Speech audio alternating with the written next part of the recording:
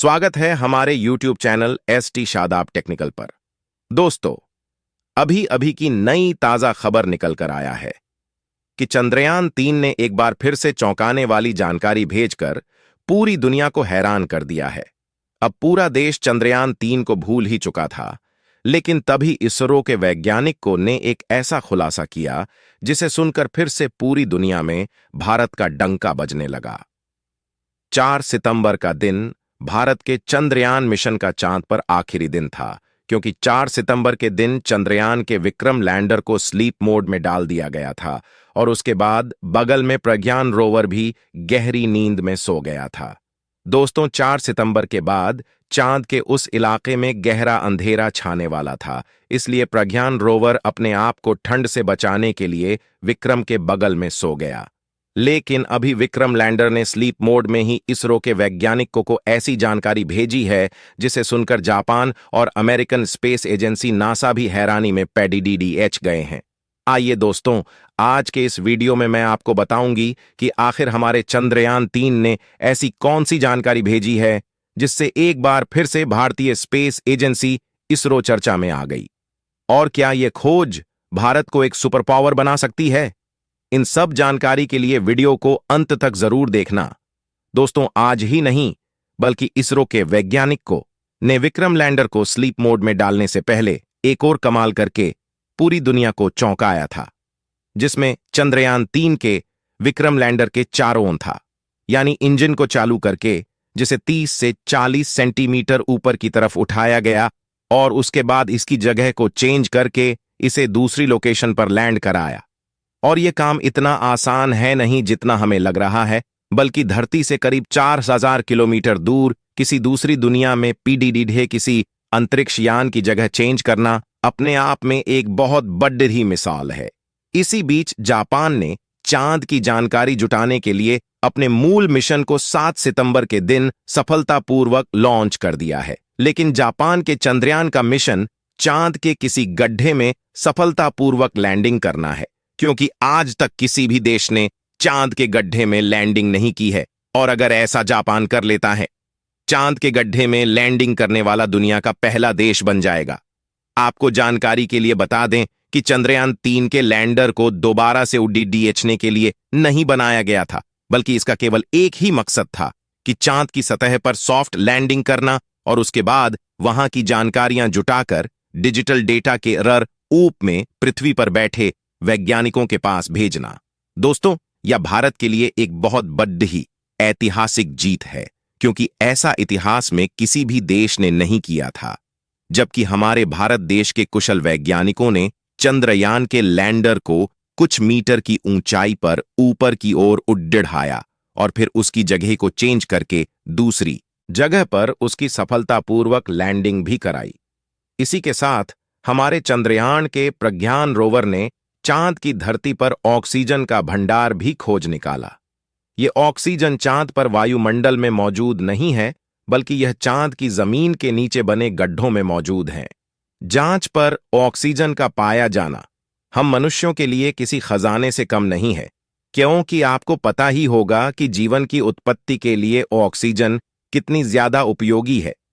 हालांकि चंद्रयान 3 ने चांद पर ऑक्सीजन के अलावा और भी कई सारे तत्वों की खोज की है, जिनमें sulphur, aluminium, calcium, iron, chromium, manganese और सिलिकॉन शामिल हैं।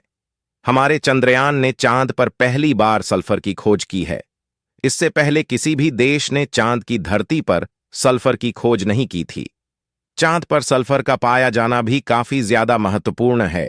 लेकिन दोस्तों, इन सबके बीच विदेशी मीडिया का यह दावा है कि भारत ने अपने चंद्रयान 3 मिशन की बस एक मनगढ़ंत कहानी बनाई है और कंप्यूटर ग्राफिक्स की मदद से चांद के फेक वीडियो का निर्माण कर दुनिया को उल्लू बनाया है। लेकिन विदेशी मीडिया की इस बात का जवाब देते हुए भारत के मित्र देश अमेरिका की स्पेस एजेंसी नासा ने अपने मून ऑर्बिटर की मदद से चंद्रयान 3 के लैंडर की एक फोटो ली है, जिसे देखकर उन सबको काफी हैरानी हो रही है, जो यह कह रहे थे कि चंद्रयान 3 बस एक झूठी कहानी है। दोस्तों, नासा द्वारा जारी की गई इस तस्वीर में भारत का चंद्रयान एकदम क्लियर दिख रहा है, जो कि चांद की धरती पर अपना सीना ताने खड़ा है। दोस्तों, इस वक्त चंद्रयान 3 का प्रज्ञान रोवर और विक्रम लैंडर स्लीप मोड में है और ये दोनों फिर से 22 सितंबर के दिन अपनी नींद को विराम देंगे और एक बार फिर से उसी जोश और ऊर्जा के आठ चांद की उस रहस्यमय दुनिया को खोजने के लिए निकल पड़ेंगे। इस समय वहां का तापमान 250 डिग्री सेल्सियस के करीब है। ऐसे में वैज्ञानिकों में इस बात का डर भी छाया हुआ है कि कहीं इस खतरनाक ठंड में प्रज्ञान रोवर का कंप्यूटर सिस्टम फेल ना हो जाए, क्योंकि दोस्तों 200 डिग्री तापमान के बाद कंप्यूटर में लगी चिप्स में भी दरारें पड़ आने लगती है।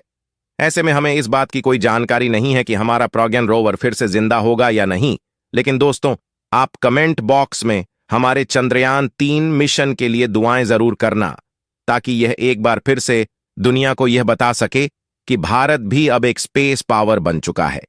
अंतरिक्ष अनुसंधान के लिए HKU की प्रयोगशाला के निदेशक खगोल भौतिकीविद क्वेंटिन पार्कर का कहना है कि भारत का चंद्रयान कहां उतरा उसके लिए कोई स्पष्ट शब्द नहीं है, लेकिन हम यह जरूर कह सकते हैं कि भारत का अंतरिक्ष यान चंद्रमा के दक्षिणी ध्रुव पर नहीं उतरा था। उन्होंने कहा, जब आप किसी रोवर को दक्षिणी ध्रुव के करीब उतारते हैं या उस क्षेत्र में जिसे दक्षिणी ध्रुव क्षेत्र के रूप में जाना जाता है, यह बहुत ही बड़ी उपलब्धि है। लेकिन भारत ने जो किया उसे भी कम करके नहीं आंका जा सकता। भारत की सफलता साइंस और मानवता की उपलब्धियों को सेलिब्रेट करने का अवसर है। उन्होंने साउथ चाइना मॉर्निंग पोस्ट से बात करते हुए कहा, अगर किसी के पास ऐसा करने की तकनीकी क्षमता है तो वह दक्षिणी ध्रुव के करीब जा सकता है। भारत अब तक किसी भी दूसरे देश की तुलना में दक्षिणी ध्रुव के करीब गया है, लेकिन चीन अगली बार और करीब जा सकता है, और अगर वे ऐसा करते हैं तो यह बहुत अच्छी बात होगी।